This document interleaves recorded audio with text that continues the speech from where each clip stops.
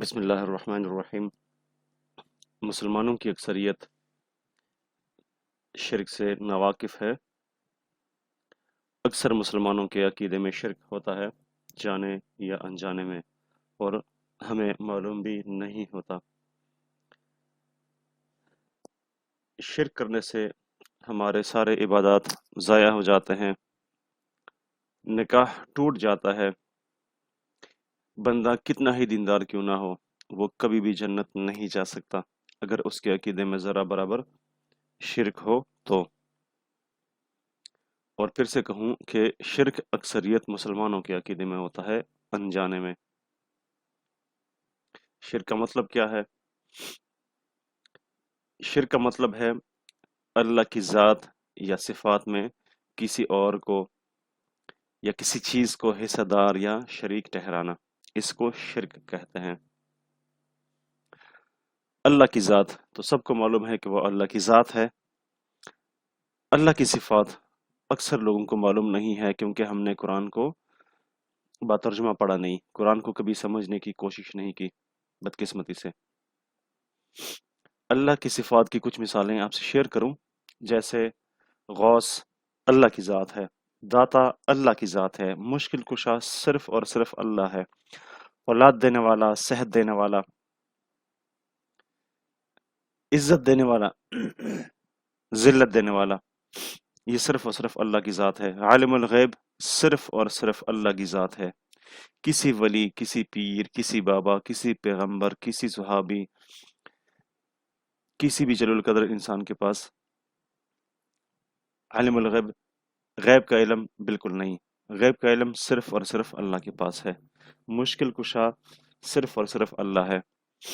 یا علی مدد کہنا کلم کلہ شرک ہے، ہم صرف اور صرف یا اللہ مدد کہہ سکتے ہیں۔ شرک کی ابتدا نوح علیہ السلام کے زمانے سے ہوئی، اولیاء پرستی سے ہوئی تھی۔ نوح علیہ السلام کے زمانے میں شیطان نے نوح علیہ السلام کی قوم کو ورغلایا، اس قوم سے کہا کہ آپ کے جو اولیاء اللہ گزرے ہیں، جو حقیقت میں اولیاء اللہ تھے، وہ لوگ جس کا ذکر قرآن میں بھی ہے، لات، منات، عزات، شیطان نے نوح علیہ السلام کی قوم کو ورغلایا، ان سے کہا کہ آپ اپنے اولیاء کے مجسمے بنا دیں، وہ اولیاء جو آلریڈی گزر چکے تھے، جو اس دنیا سے رخصت ہو چکے تھے، آپ ان کے مجسمے بنائیں، اور آپ لوگ جہاں جہاں پہ بیٹھا کریں، آپ ان مجسموں کو، یا جس کو آپ بت بھی کہہ سکتے ہیں، اس کو اپنے ساتھ رکھا کریں۔ یہ عقیدت کے لحاظ سے، صرف عقیدت کے لحاظ سے، کیونکہ ان لوگوں کو اپنے اولیاء اللہ سے بہت زیادہ عقیدت تھی۔ ان لوگوں نے ویسا ہی کیا، ان لوگوں نے ان اپنے اولیاء اللہ کے مجسمے بنائے، لیکن ان لوگوں نے ان کی عبادت نہیں کی، یہ ان کی عبادت نہیں کیا کرتے تھے۔ لیکن جب ان کی نسلیں آئیں اور پھر ان کی نسلیں آئیں تو شیطان مزید ان کو ورغلاتا رہا، اور آخر میں ان کے آنے والی نسلوں نے ان مجسموں کی عبادت کرنا شروع کر دیا۔ اور یہ سارے واقعات جو ہے قرآن میں بھی ذکر ہے اس کا، اور احادیث میں بھی، اور قرآن کی کچھ آیات آخر میں انشاءاللہ آپ سے شیئر بھی کروں گا۔ قرآن میں ہے، جب نبی علیہ السلام مشرکین مکہ سے پوچھا کرتے تھے تو مشرکین مکہ کہتے تھے کہ اللہ ذات کے لحاظ سے ایک ہے، وہ خدا کو ایک مانتے تھے مشرکین مکہ، اور یہ میں نہیں کہہ رہا، یہ قرآن کہتا ہے۔ وہ صفات کے لحاظ سے اللہ کی صفات میں شرک کیا کرتے تھے۔ کسی کے پاس نعوذ باللہ کسی کے پاس صحت دینے کا ٹھیکہ ہے، تو کسی کے پاس اولاد دینے کا ٹھیکہ ہے، کسی کے پاس مال و دولت دینے کا ٹھیکہ ہے۔ ان لوگوں کے پاس جو بت تھے، یہ بیسیکلی ان ہی اولیاء اللہ کے مجسمے تھے جو نوح علیہ السلام کے زمانے میں بنے تھے۔ ان لوگوں نے ان مجسموں کی عبادت کرنا شروع کی، ان سے یہ نہیں کہا کرتے تھے کہ یہ خدا ہیں، بلکہ یہ کہا کرتے تھے کہ یہ اللہ کے ولی ہیں، یہ اللہ کے آگے ہماری سفارش کریں گے، اور اسی کو اللہ نے شرک کہا ہے قرآن کی یہ والی آیت میں، آخر میں آپ سے شیئر کروں گا۔ ان لوگوں نے، مشرکین مکہ نے، ان مجسموں کی عبادت کرنا شروع کی، حالانکہ یہ مجسمے انہی اولیاء اللہ کے تھے جس کا قرآن میں ذکر بھی ہے، لات، منات، عزات وغیرہ، آپ نے پڑھا بھی ہوگا شاید۔ مشرکین مکہ یہ نہیں کہتے تھے کہ یہ مجسمے یا یہ بت یہ خدا ہیں، بلکہ یہ کہا کرتے تھے کہ یہ اللہ کے ولی گزرے ہیں، اور یہ اللہ کو ہماری سفارش کرنے والے ہیں۔ और इसी को कुरान ने शिर्क कहा है। आयत आपसे शेयर करूंगा। ये लोग ये अल्लाह को हमारी सिफारिश करने वाले हैं। किस चीज की सिफारिश? सेहत देने की सिफारिश, औलाद देने की सिफारिश, दौलत देने की सिफारिश। यानी इनको ये लगता था कि ये सेहत देने का ठेका, औलाद देने का ठेका, माल और दौलत देने का ठेका इन्हीं के पास है, इन्हीं औलिया अल्लाह के पास है। और ये कुल्लम कुल्ला शिर्क है। और इस तरह की सिफारिश करना भी कुल्लम कुल्ला शिर्क है, क्योंकि इसको कुरान ने शिर्क कहा है। आयत आपसे शेयर करूंगा इंशाल्लाह। तो हम मज़ारों पे जाते हैं, पीरों बाबाओं के पास जाते हैं, और हम ये नहीं कहते कि ये वली या ये पीर या ये मज़ार ये खुदा हैं, हम ये नहीं कहते। लेकिन हम ये तवक्को रखते हैं कि ये हमें माल दे देंगे, या हमें औलाद दे देंगे, हमें नौकरी दे देंगे, या फिर ये अल्लाह के आगे हमारी सिफारिश कर देंगे। और इसी को अल्लाह ने कुरान में शिर्क कहा है। हम बाबाओं के पास, मज़ारों के पास, पीरों के पास जाते हैं, तो फिर हम में और मुशरिकीन मक्का में फ़र्क ही क्या हुआ? हम में और उनमें तो कोई फ़र्क नहीं पड़ा। हम मज़ारों पे जाते हैं, वो मज़ारों के आगे हम सजदे करते हैं, उनसे माँगते हैं, और वो मुजस्मों के आगे, जो औलिया अल्लाह के मुजस्मे थे, उनके आगे वो सजदे करते थे और उनसे वो माँगते थे। हम डेली बेसिस पे नमाज में कई बार ये आयत पढ़ते हैं, इय्याका नअबुदु व इय्याका नस्तईन। ए अल्लाह, मैं सिर्फ तेरी ही इबादत करता हूँ और मैं सिर्फ तुझ ही से मदद मांगता हूँ। यहाँ पे हम बार बार रोज हम नमाज में अल्लाह से वादा करते हैं कि ए अल्लाह, मैं सिर्फ तेरी ही इबादत करता हूँ। लेकिन अफसोस की बात यह है कि हम झूठ बोल रहे हैं। हम उसके बावजूद भी कभी मज़ारों पे जाते हैं, कभी बाबाओं के पास जाते हैं, कभी पीरों के पास जाते हैं। हम सिर्फ खुदा से नहीं नहीं मांगते, बल्कि खुदा के साथ साथ हम बाबाओं से भी मांगते हैं, मज़ारों से भी मांगते हैं, पीरों से भी मांगते हैं। और इसी को कुरान ने कुल्लम कुल्ला शिर्क कहा है। अल्लाह हमें हिदायत दे, अल्लाह तमाम मुसलमानों को हिदायत दे। आपको बताता चलूं कि सिर्फ दाढ़ी रखने से, पगड़ी बांधने से, नमाजें पढ़ने से, रोजा रखने से कोई भी बंदा मुसलमान नहीं हो सकता। ये बहुत बड़ी बात कह रहा हूं, दलील के साथ कहूंगा। अबू जहल की दाढ़ी थी, अबू जहल की पगड़ी थी, वो नमाज पढ़ा करता था हरम के अंदर। हम लोग तो घरों के अंदर नमाज पढ़ते हैं, या फिर ज्यादा से ज्यादा मस्जिद में पढ़ते हैं। वो हरम के अंदर, जिसको हम मक्का कहते हैं, वो हरम के अंदर नमाज पढ़ा करता था। अबू जहल ने 52 हज किए थे, यानी हमारे नबी अलैहिस्सलाम से ज्यादा हज अबू जहल ने किए थे। और वो अपने आप को काफिर नहीं समझता था, वो अपने आप को दीन इब्राहिमी पे समझता था। यानी अबू जहल कहता था कि वो दीन इब्राहिमी पे चलने वाला है। लेकिन इन तमाम चीजों के बावजूद, उसकी दाढ़ी थी, पगड़ी थी, नमाज पढ़ने वाला, हज उम्रे करने वाला, उसके बावजूद भी वो मुशरिक था। क्यों? क्योंकि वो अल्लाह को जात में तो एक मानता था, लेकिन अल्लाह को सिफात में एक नहीं मानता था। वो उन मुजस्मों से दुआएं मांगता था, ये समझता था कि इनके पास ये औलिया अल्लाह गुजरे हैं, और किसी के पास तो सेहत देने का टेका है, किसी के पास औलाद देने का टेका है, किसी के पास किस चीज का टेका है, किसी के पास किस चीज का टेका है। इसी वजह से इस्लाम ने उसको मुशरिक करार ठहरा दिया। कुरान की कुरान में टोटल 114 सूरतें हैं। बदकिस्मती से हमारे मौलवी हजरात हमें कभी भी कुरान के बारे में नहीं बताते, हमें सिर्फ ये कहते हैं कि तिलावत करो, दैट्स इट। हमने कभी भी कुरान को समझने की कोशिश नहीं की कि अल्लाह ताला ने, जो इतनी बड़ी अजीम ज़ात है, जिसने इतनी बड़ी कायनात बनाई है, अल्लाह ने एक पैगाम हमारे पास भेजा है। तो ये कैसे मुमकिन है कि उस पैगाम में हजारों पैगामात ना हो और इंतहाई अहम पैगामात ना हो? ये कैसे मुमकिन है? हमारी बदकिस्मती है कि हम साइंस और टेक्नोलॉजी और बिजनेस और कहाँ कहाँ की किताबें हम पढ़ते हैं, शेर व शायरी पढ़ते हैं, पोइट्रीज पढ़ते हैं, नावल पढ़ते हैं। अगर हमने नहीं पढ़ा तो सिर्फ कुरान को नहीं पढ़ा। अगर हमने जरूरी नहीं समझा तो सिर्फ कुरान को समझना जरूरी नहीं समझा। कुरान की टोटल 114 सूरतें हैं। 114 सूरतों में 86 सूरतें ऐसी हैं जिनको मक्की सूरतें कहते हैं, और इन मक्की सूरतों में खालिसतन तौहीद का जिक्र है, ईमानियात का जिक्र है। तो अब सोचें कि 50% से ज्यादा कुरान ये हमें तौहीद की तबलीग करता है, तौहीद पे हमें तवज्जो देता है, फोकस करता है, बहस करता है। तो सोचें कि तौहीद कितना नाजुक मसला होगा इस्लाम का, और इन 86 सूरतों में तौहीद के बारे में कितनी ज्यादा वजाहतें की गई होंगी जो हम में अक्सरियत मुसलमानों को पता ही नहीं है। और मौलवी तो वैसे भी हमें कभी कभी नहीं बताएंगे, वो हर मसले के बारे में बताएंगे, तौहीद के बारे में कभी नहीं बताते। ہونا تو یہ چاہیے کہ 50% سے زیادہ قرآن توحید پہ بحث کرتا ہے، تو ہمارے علماء حضرات کو بھی چاہیے کہ وہ ان کی ڈسکشنز میں، ان کے بیانات میں 50% سے زیادہ بحث توحید پہ ہو، کیونکہ یہی قرآن کا سٹائل ہے۔ کبھی آپ کو موقع ملے تو آپ قرآن کو سمجھنے، اس دفعہ تلاوت کرنے کے ساتھ ساتھ اس کو سمجھنے کی بھی کوشش کر لیجئے گا۔ آپ سے شرک کی کچھ مثالیں آپ سے شیئر کروں، عام روزمرہ جو چھوٹی چھوٹی مثالیں ہیں کہ ہم سے کس طرح کے شرک ہوتے ہیں۔ نظر و نیاز یا منت مانگنا، ہم صرف اللہ کے نام پہ منت مانگ سکتے ہیں۔ کسی ولی کے نام پہ، کسی پیر کے نام پہ نظر و نیاز کرنا، منت مانگنا، یہ کلم کلا شرک ہے، اور یہ بالکل عام ہے ہمارے ہاں۔ باباؤں کے نام پہ دیگے چڑھانا، یہ کلم کلا شرک ہے۔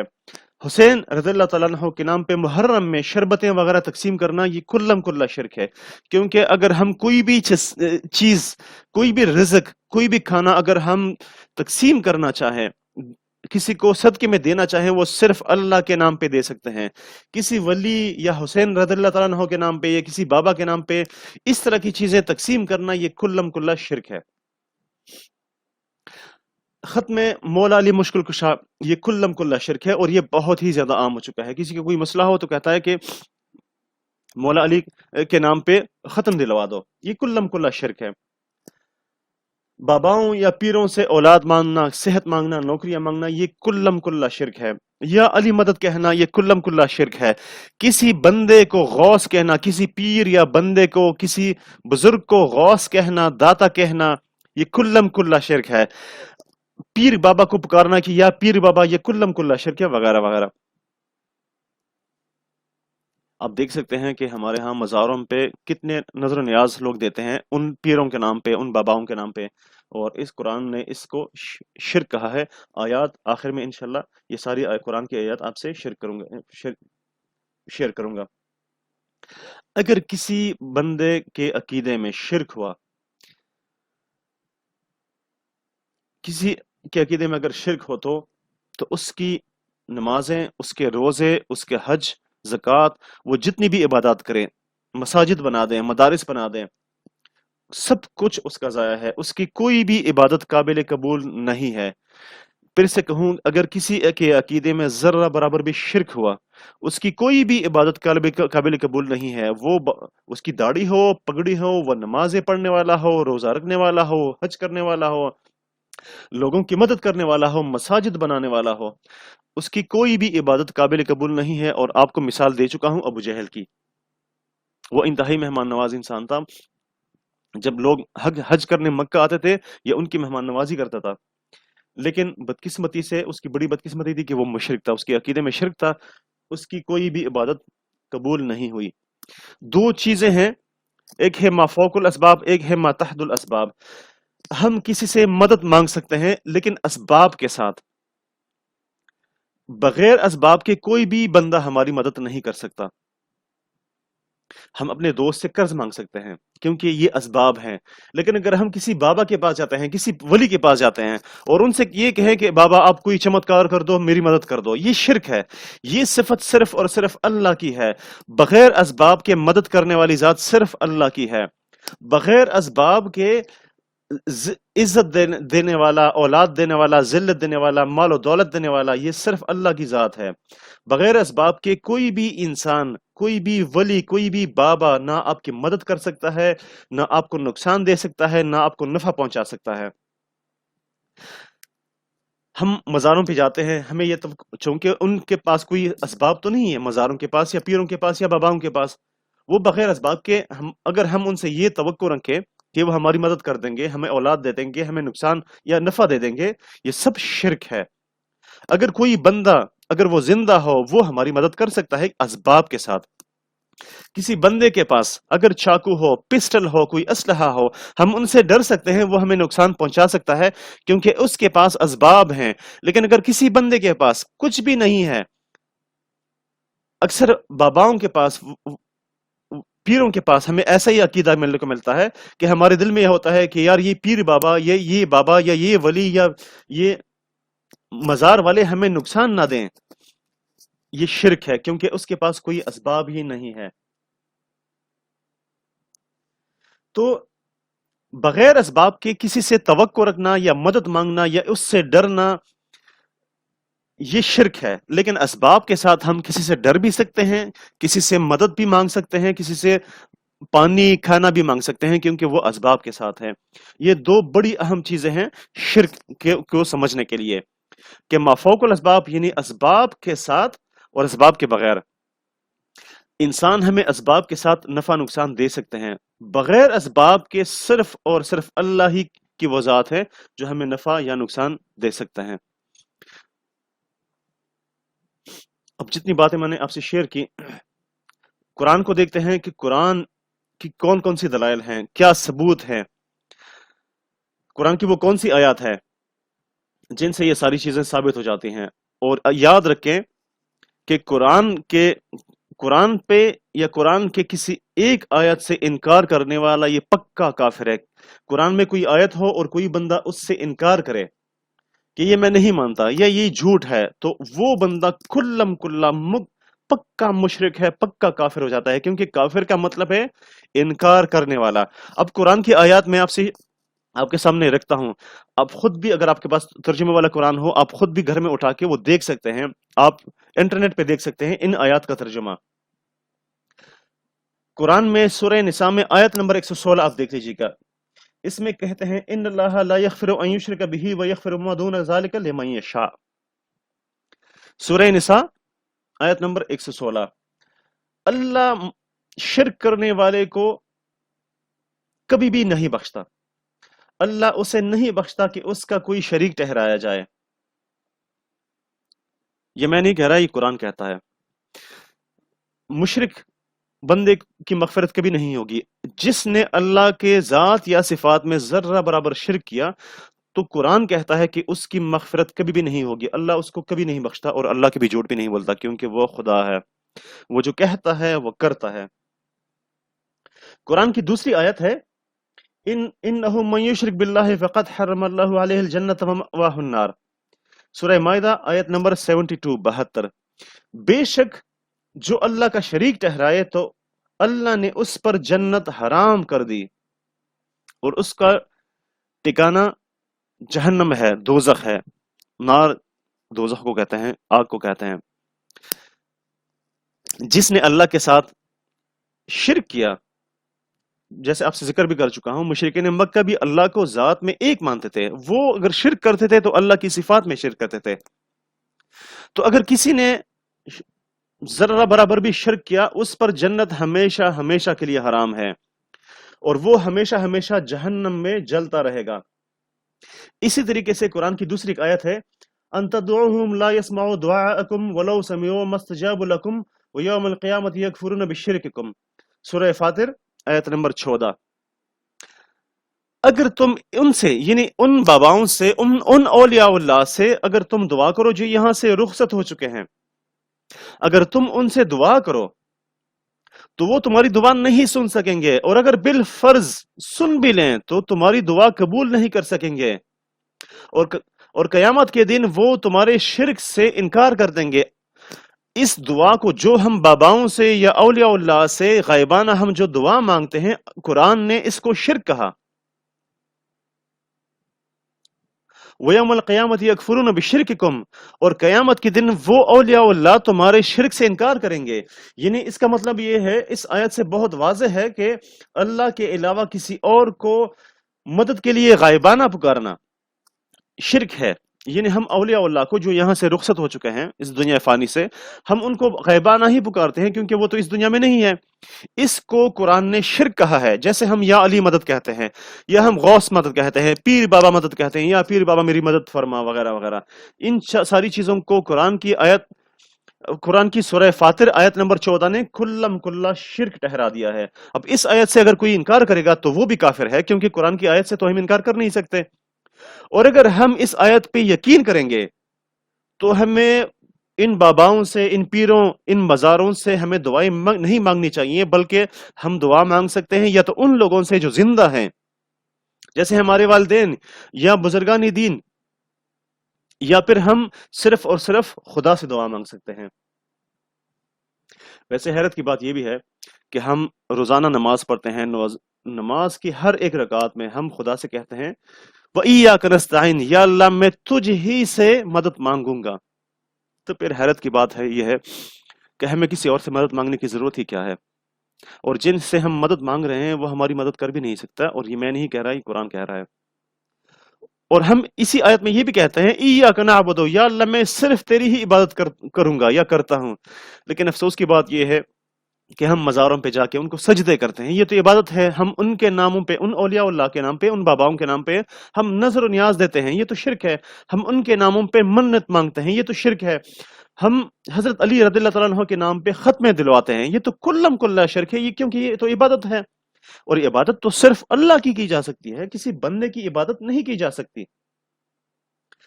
अब एक है कुरान की पुकार और एक एक है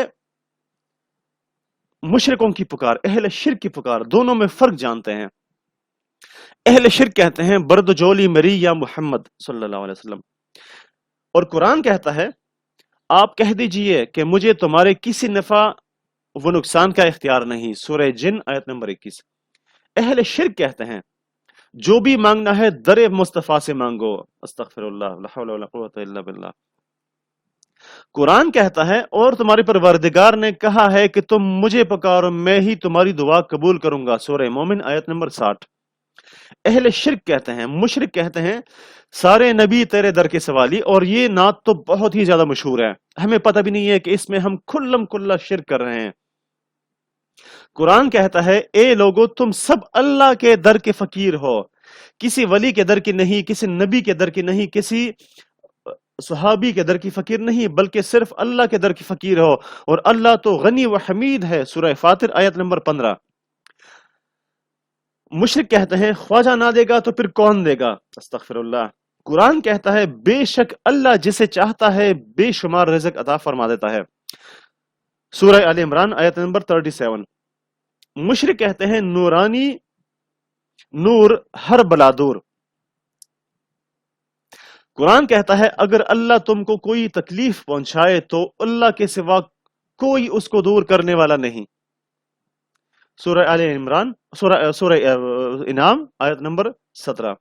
अब हमारी मर्जी कि हम मुशरिकों अहले शिर्क की पुकारों पे, उनकी बातों पे यकीन करें या कुरान की बातों पे यकीन करें। और ये आप ये याद रखें, कुरान सिर्फ कुरान नहीं है, बल्कि कुरान अल्लाह का कलाम है। कुरान में जो कुछ हमसे कहा गया है वो अल्लाह ने ही हमसे कहा है। अब हमारी मर्जी है कि हम मुशरिकों की बातों पे यकीन करें या खुदा की बातों पे यकीन करें, कुरान की बातों पे यकीन करें। इसी तरीके से कुरान की एक आयत है कुल ला यअलमु मा फिस समावाति वल अर्दि बिल गैब इल्ला वमा यशऊरुना इल्ला वमा यशऊरुना अय्याना युबअसून। सूरह नमल आयत नंबर 65। कह दो कि जो लोग आसमानों और जमीनों में हैं खुदा के सिवा गैब की बातें नहीं जानते, और ना ये जानते हैं कि कब जिंदा करके उठाए जाएंगे। यानी इस आयत के मुताबिक आसमानों में और जमीन में कोई भी चीज या कोई भी बंदा या कोई भी वली या कोई भी पीर, किसी के पास भी इल्म गैब नहीं है, बल्कि इन औलिया को, इन इंसानों को तो ये भी नहीं मालूम कि वो कब जिंदा करके कयामत के दिन उठा दिए जाएंगे। तो अब हम इनसे इल्म गैब की तवक्को कैसे रख सकते हैं? हम कैसे कह सकते हैं कि हजरत अली रज़ियल्लाहु तआला अन्हु के पास इल्म गैब था, या गौस के पास इल्म गैब है? वैसे गौस तो सिर्फ अल्लाह ही है। या पीर बाबा के पास इल्म गैब है, या फलाने पीर के पास इल्म गैब है, या फलाने वली के पास इल्म गैब है, या नबी अलैहिस्सलाम के पास इल्म गैब है। ये तो कुल्लम कुल्ला शिरक है, क्योंकि कुरान की आयत ने इससे साफ इनकार कर दिया है कि इल्म गैब अगर है तो वह सिर्फ और सिर्फ अल्लाह के पास है। अब किसी के अकीदा ये हो कि अल्लाह के अलावा किसी नबी के पास इल्म गैब है, या किसी वली के पास है, किसी पीर के पास है, तो वो बिल्कुल मुशरिक है इस आयत के मुताबिक। मेरे भाइयों, मेरी बहनों, अकीदे का मामला बहुत ही नाजुक है। एक बहुत सादा सी मिसाल आपसे शेयर कर देता हूं। एक फिरका है जिनकी दाढ़ियां हैं, वो नमाजें पढ़ते हैं, पगड़ियां बांधते हैं, तर्जुमे करते हैं, रोजे रखते हैं, वो सदकात देते हैं, लेकिन वो मुशरिक है। सारे उम्मत मुस्लिमा का मुतफिका अकीदा है कि कादियानी पक्के काफिर हैं।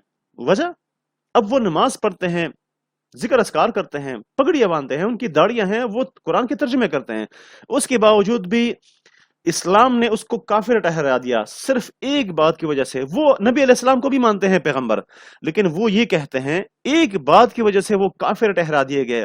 وہ کہتے ہیں کہ نبی علیہ السلام تو پیغمبر ہیں لیکن آخر پیغمبر نہیں. آپ اس بات سے سمجھ لیجئے گا کہ عقیدے کا معاملہ کتنا نازک ہے کہ باوجود داڑیوں کے، پگڑیوں کے، نمازوں کے، ذکر اذکار کے، اس کے باوجود بھی اسلام نے ان لوگوں کو کافر ٹھہرا دیا، کیونکہ ایک بات سے انہوں نے انکار کیا، نبی علیہ السلام کو آخری پیغمبر ماننے سے انکار کیا ان لوگوں نے. اسی طریقے سے شیعہ حضرات جو ہیں ان میں اکثریت کافر ہیں، مشرک ہیں، کیونکہ وہ حضرت علی سے مدد مانگتے ہیں. وہ کہتے ہیں یا علی مدد. اس ایک عقیدے کی وجہ سے اسلام نے شیعہ حضرات کے اکثریت لوگوں کو جو جن کا یہ عقیدہ ہو، جو حضرت علی رضی اللہ تعالیٰ عنہ سے مدد مانگنے والے ہیں، وہ مشرک ہیں. اب ہم اپنے گریبانوں میں بھی دیکھ لیں کہ کہیں ہمارے عقیدے میں کوئی ایسی گندگی تو نہیں. ہمیں معلوم بھی نہیں ہوگا، ہم بھی قادیانیوں کی طرح، شیعوں کی طرح نمازیں پڑھنے والے ہوں گے، ذکر اذکار کرنے والے ہوں گے، تلاوت کرنے والے ہوں گے، داڑیاں ہم نے رکھی ہوں گی، لیکن ہم مشرک ہوں گے اور ہمیں معلوم بھی نہیں ہوگا. عقیدے کا معاملہ بہت ہی زیادہ نازک ہے، اور یہ ساری تفصیل ہمیں صرف قرآن سے مل سکتی ہے. عقیدہ کی تفصیل جو ہے وہ قرآن میں ہے، لیکن بدقسمتی سے ہم نے کبھی قرآن کو سمجھنے کی کوشش نہیں کی. میرے بھائیو، اگر کوئی بھی بندہ شرک کی حالت میں مر گیا، جانے یا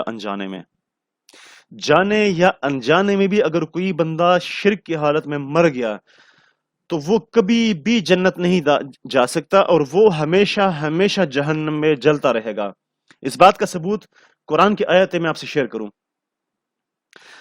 مشرک کی کبھی بھی بخشش نہیں ہوگی. پارہ نمبر 5 سورہ نساء آیت نمبر 48 اور آیت نمبر 116. پارہ نمبر 6 سورہ مائدہ آیت نمبر 72.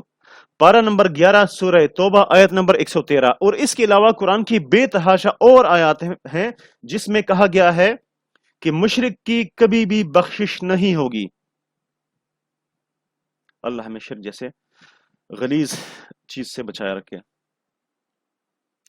اب اللہ شرک کے بارے میں اتنی سختی کیوں کر رہا ہے؟ اور ذہن میں ایک سوال پیدا ہوتا ہے کہ انجانے میں اگر کوئی شخص انجانے میں اگر کسی شخص سے شرک ہو گیا ہو اور وہ شرک کی حالت میں مر گیا ہو تو وہ جہنم میں ہمیشہ ہمیشہ کیوں جلے؟ کیونکہ وہ تو انجان تھا. تو اس کا جواب یہ ہے کہ اللہ نے اپنا پیغام قرآن کی صورت میں، قرآن کی شکل میں ہم تک پہنچا دیا ہے. اب اللہ بذات خود تو نہیں آ سکتا نا ہمارے پاس، کیونکہ وہ خدا ہے، کوئی وہ بندہ نہیں ہے، وہ عظیم ذات ہے. اللہ نے ہمیں اپنا پیغام پہنچا دیا ہے. اب جس بندے نے اللہ کے پیغام کو سمجھنے کی کوشش نہیں کی، یعنی قرآن کو بامانی سمجھنے کی کوشش نہیں کی، اور وہ شرک کی حالت میں مر گیا، تو یہ اسی بندے کی غلطی ہے. تبھی اللہ نے کہا کہ یہ ابداً ابدا ہمیشہ ہمیشہ کے لیے جہنم کی آگ میں جلتا رہے گا. اللہ ہمیں، ہماری اولاد کو شرک جیسے غلیظ اور عظیم گناہ سے بچائے رکھے. اللہ ہمارے اہل و عیال کو بھی شرک جیسے گندگی سے بچائے رکھے. میرے بھائیوں، توحید کی مکمل تفصیل چونکہ میں نے اس ویڈیو میں نے کوشش کی کہ جو اہم ترین باتیں ہیں وہ آپ سے شیئر کروں، چونکہ توحید کی تفصیل کافی زیادہ ہے. اگر آپ کے دل میں یہ خواہش ہو، اگر آپ قرآن کو سمجھ سکتے ہوں تو بہت اچھی بات ہے. آپ قرآن کو سمجھیے گا. قرآن کے خصوصاً وہ جو 86 صورتیں ہیں، مکی صورتیں، اب ان کو غور سے پڑھ لیجئے گا. اس میں آپ کو توحید مکمل طور پر واضح ہو جائے گی. اور اگر آپ اس کو نہیں پڑھ سکتے تو میں کوشش کروں گا کہ میں توحید پر، شرک پر دوسری ویڈیو بنا دوں جس میں مزید قرآن کی کچھ آیات اور کچھ ایسی وضاحتیں میں آپ سے شیئر کروں جس سے آپ کا کانسیپٹ شرک پر اور توحید پر اور ایمانیات پر کلیئر ہو جائے، جس سے آپ کا عقیدہ انشاءاللہ شرک سے بالکل پاک ہو جائے گا. یہ معلومات آپ خود بھی سمجھیں اور اہل و عیال اور اپنی اولاد کے ساتھ بھی شیئر کریں. اب خود بھی اپنے آپ کو شرک سے بچائیں اور اہل و عیال کو بھی بچائیں. جزاکم اللہ خیر. السلام علیکم ورحمۃ اللہ.